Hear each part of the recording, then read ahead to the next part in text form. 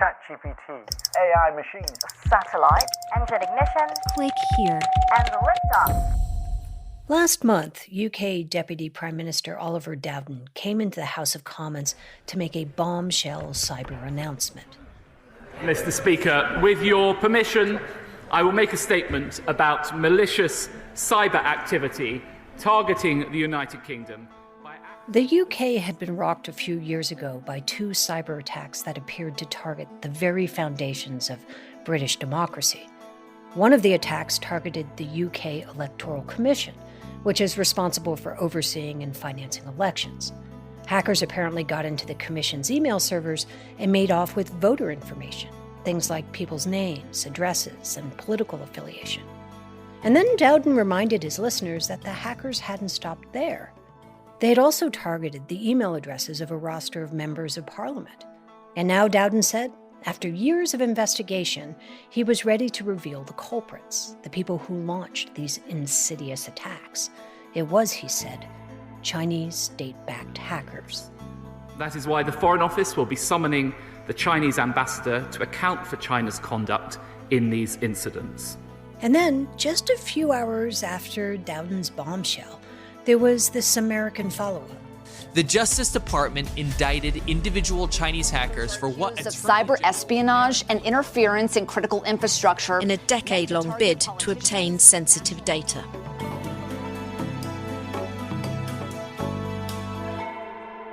And we started getting worried, to be honest with you. This is Luke de Pulford. He's the executive director of something called the Inter-Parliamentary Alliance on China, or IPAC for short. And let's just say they aren't popular with the Chinese government. The Chinese Ministry of Foreign Affairs has called IPAC the Nuisance Alliance, among many other names, which some wear as a badge of honour, but I think is much more serious than that. And to be sure, Luke wears it a bit like a badge of honor because he's not looking for Beijing's approval. Actually, it's kind of the opposite. IPAC is basically a group of politicians who are concerned about the pressure that China is putting on the international rules-based system and on their own domestic politics. IPAC was created by a collection of largely conservative politicians from around the world who were looking to coordinate their responses to perceived threats from China. These are the lawmakers trying to ban Chinese social media apps like TikTok, or are limiting the transfer of the fastest computer chips, or are even visiting Taiwan, which China sees as a bit of a finger in the eye. American members of IPAC include people like Senator Marco Rubio of Florida and Congressman Mike Gallagher of Wisconsin, both of whom have made pretty clear how they feel about the Chinese Communist Party, or CCP. The CCP doesn't pose a danger to just Republicans or Democrats. It's a threat to all Americans. Given all that, Luke was immediately nervous when he heard about these cyber attacks coming from China, and he wondered whether IPAC would somehow end up being caught up in all of this, but for a different reason than you might expect.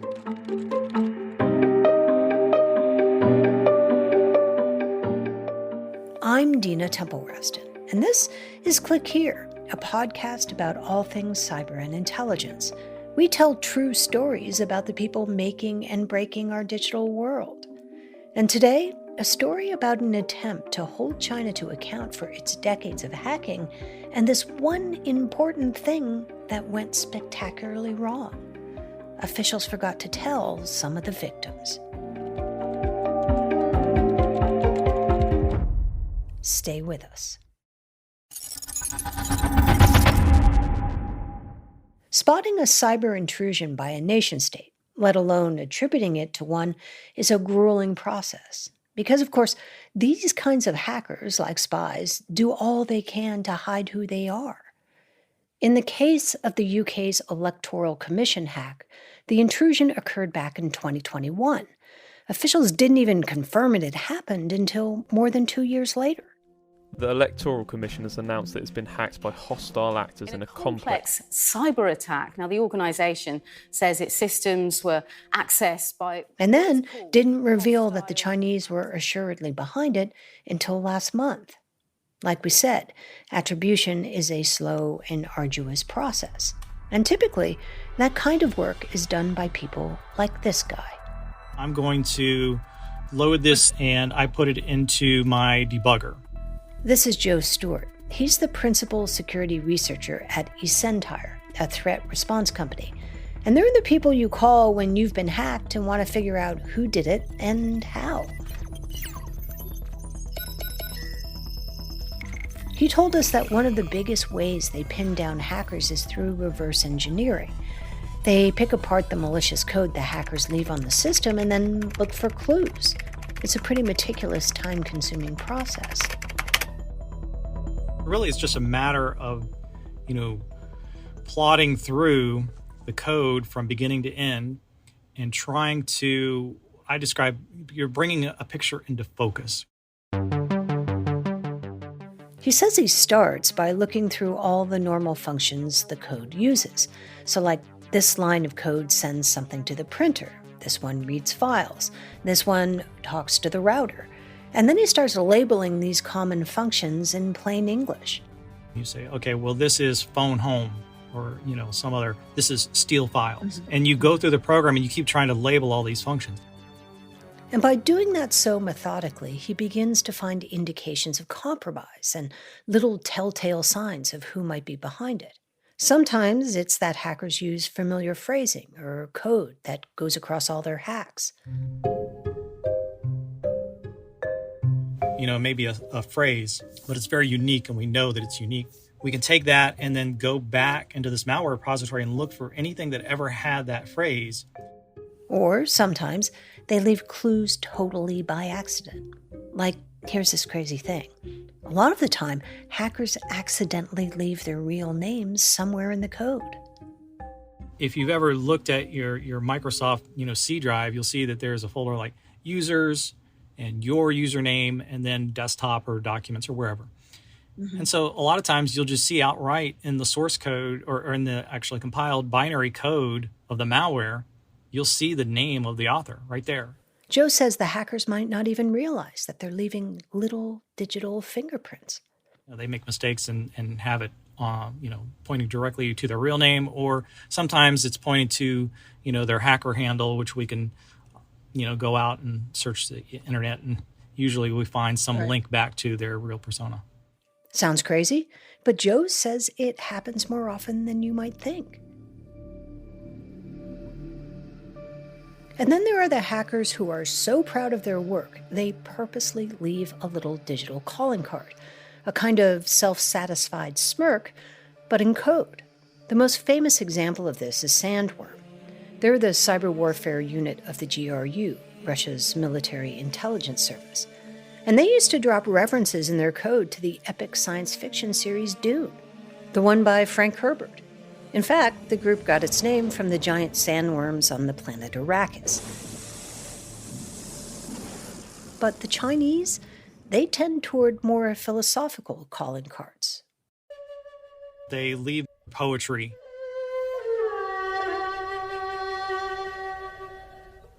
A lot of times you will see things like quotes or poetry from something that the author of the malware is really into. Little Easter egg. And what's that like when you see that? Does that make you smile, or does it... Yeah, definitely, because that's another thing that now I can pivot on. I can use that to find other samples. And Joe has become a bit of a student of groups like APT31, the Chinese group that did those 2 UK hacks. He's seen a lot of their tells, read a lot of their favorite poetry embedded in the code, and he's seen a change in the way Chinese hackers have worked over the years. I started looking at the malware, noticing trends, things were different about the Chinese APT actors. APT, Advanced Persistent Threat, nation-state hackers. And so we started realizing that, the way that they operated, as far as the Chinese APT actors are concerned, is individual locations would have their own malware families, their own command and control infrastructure. Everything would be kind of separate. They'd follow some indicators back to Shanghai, others to Beijing. And in this latest indictment, U.S. investigators traced it back to APT-31 in Wuhan, an industrial city in central China. And initially, I thought that was a little weird because Wuhan traditionally hasn't been seen as a place that produces prominent hackers.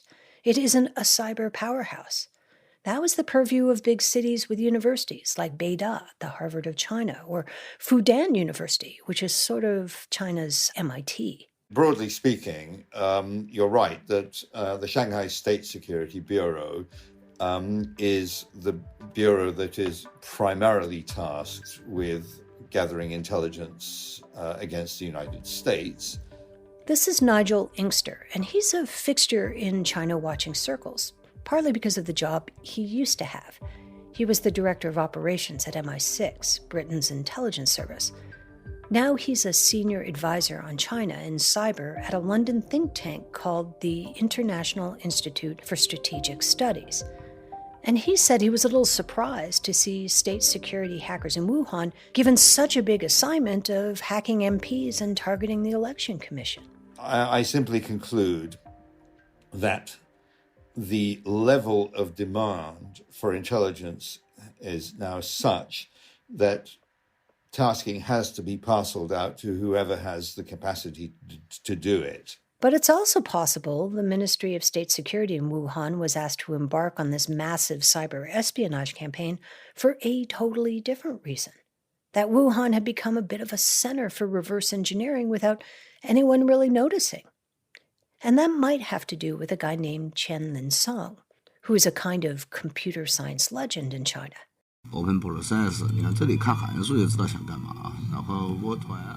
He may be best known for a book he wrote about the computer language C++ and how people can go about reverse engineering it. And he has a lot of online classes like this one.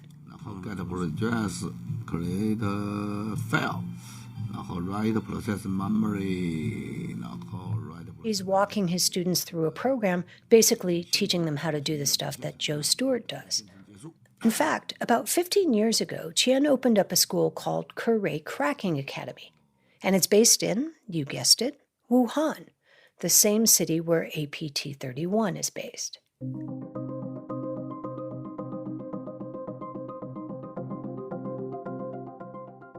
And if that seems like a stretch, trying to connect Chen's students with APT-31 and the Ministry of State Security, here's another little clue, which a cybersecurity blog called Intrusion Truth unearthed last year.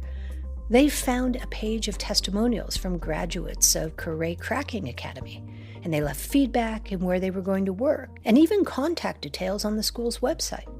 One of the students lists his employer as Wuhan Xiaoruji Science and Technology Company, which was mentioned in the DOJ indictment. Now, maybe that's a coincidence, or maybe, like Joe says, there are little digital fingerprints everywhere if you know where to look. Nigel says Wuhan and the big cities aren't the only regions to specialize like this. Now there are dozens of hacking groups across China with regional focuses. We also got Jiangsu State Security Bureau, which is focused on collecting advanced military technologies in the United States. Then you've got the Zhejiang State Security Bureau that is focused on Western Europe. So the Tianjin SSB does Japan, South Korea, Guangdong, Southeast Asia, so on and so forth.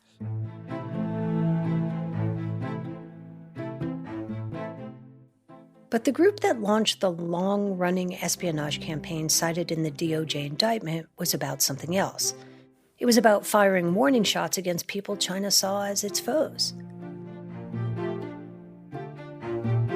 After the break, IPAC's Luke de Paulford, the guy we met at the beginning of the show, gets a very cryptic message.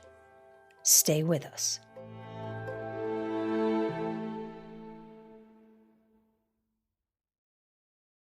I'm Dina Temple-Raston. This is Click Here. Luke de Paulford from IPAC understood, expected even, that the Chinese government didn't like his organization very much. After all, IPAC was full of China hawks, politicians who stirred up everyone's darkest suspicions about China and its intentions. But he got his first hint that the dislike had turned into something a little more concrete in 2021, when a member of IPAC took Luke aside and said they had a problem. there was a rather cryptic message that came via politicians who had been briefed by their own intelligence service, and I can't say which country, but those politicians passed along the message that there had been, quotes, a pixel attack on the whole of IPAC. A pixel attack on the whole of IPAC.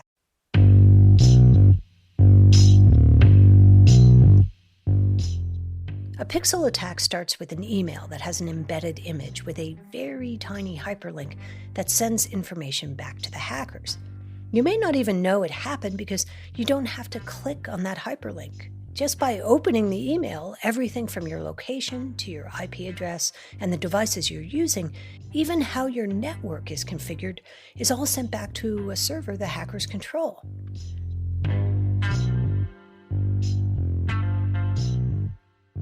That is what happened to IPAC. And while Luke wanted to tell everyone in the organization that they'd been targeted by some hackers, he couldn't. He'd been told in confidence. We couldn't go to the other politicians and say, hey, we've been briefed by this intelligence service that there may have been an attack on you. So all we could do was tell everybody to up their game in terms of security, which is what we did. So it was a secret he kept. And then he heard the UK speech announcing the Chinese attacks on MPs, and he was immediately worried that this secret was out, that the Deputy Prime Minister might be talking about the very same attack he'd been warned about years earlier, because many of IPAC's members were MPs who were, of course, China skeptics. We thought, oh dear, this is probably about IPAC, but we don't know what it is, and we haven't heard anything.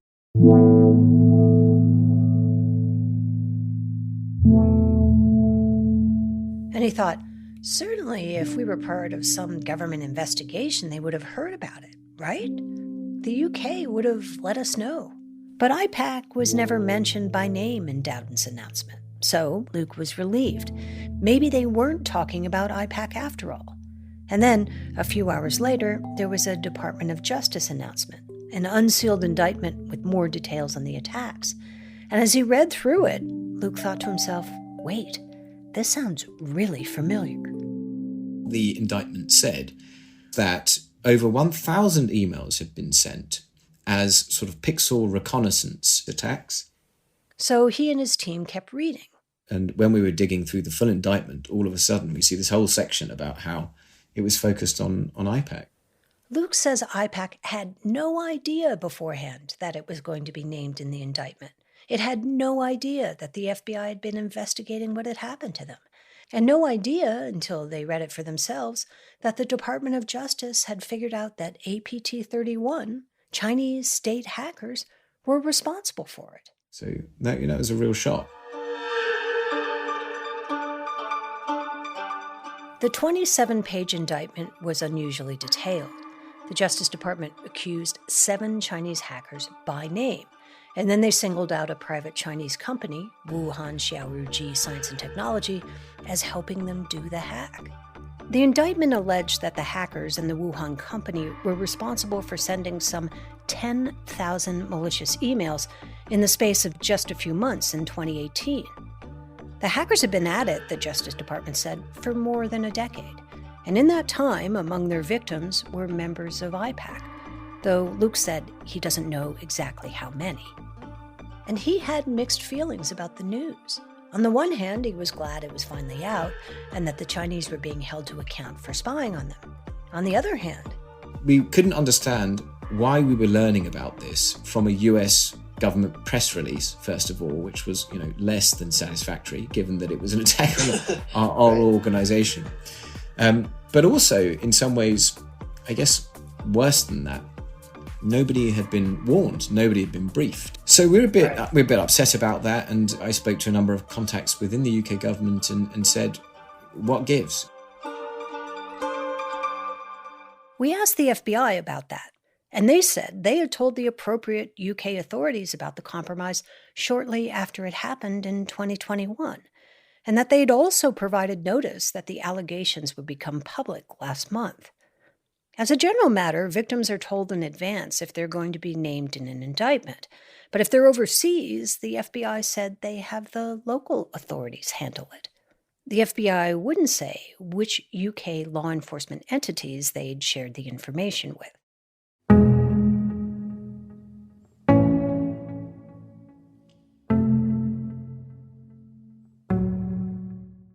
Shortly after the DOJ announcement, Luke found out about a domain name that the hackers had used to send emails from.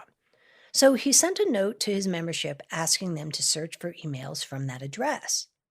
And loads turned up, basically. So loads of MPs still had in their email inboxes emails from these attackers last Tuesday. So after the UK government had made its statement and after the US had unsealed their indictment. Remember, this was a pixel attack, which means you didn't have to click on anything for it to work. Those emails had been sitting there for 3 years by the time Luke asked his members to search for them. What the whole episode suggests is that the playbook for announcing these kinds of attacks has gaps, and someone either neglected to inform or decided not to inform some very high-profile victims about a nation-state attack. Luke said if it had been shared, why were those emails still in MPs' parliamentary inboxes? Which suggested to me that the intelligence can't have been shared. If it had, they would have removed those emails. Right. There's no way they would have been left on the parliamentary servers for 3 years where they'd sat. Or there's another possibility. Maybe the UK decided not to inform them for some other reason, which is what the FBI's version of events seems to suggest. Click Here obtained a letter IPAC wrote to Secretary of State Antony Blinken earlier this month. It asked the State Department to convene a confidential briefing about the hack, and the FBI said it's scheduling that briefing. IPAC says it wants to know a very simple thing. Who in their ranks were targeted by Chinese state hackers, and are they safe now? And all this begs another question. Will the next APT victim find out that they were attacked by turning on the news? This is Click Here.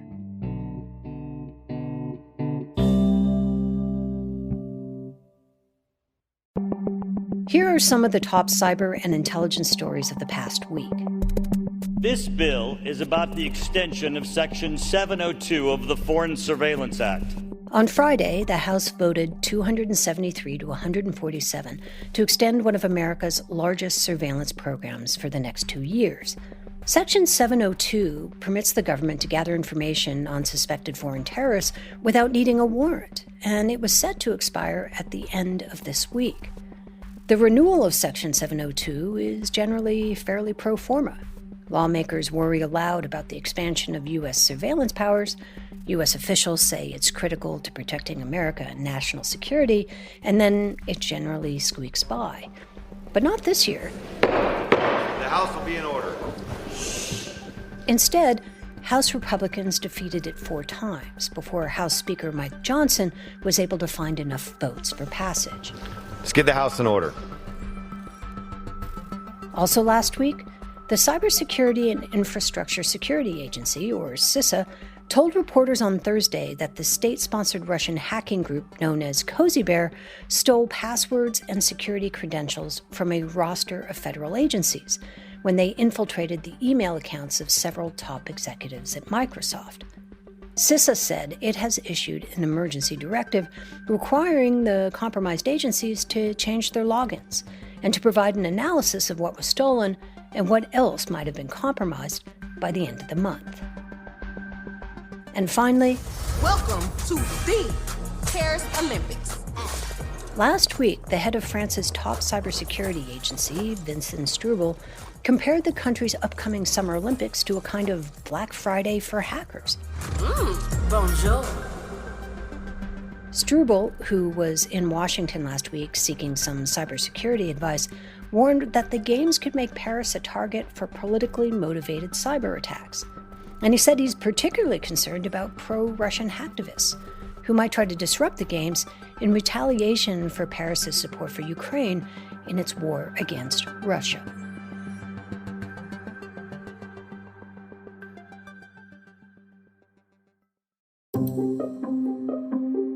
Today's episode was produced by Sean Powers, Kat Shuknecht, and me, Jade Abdul-Malik.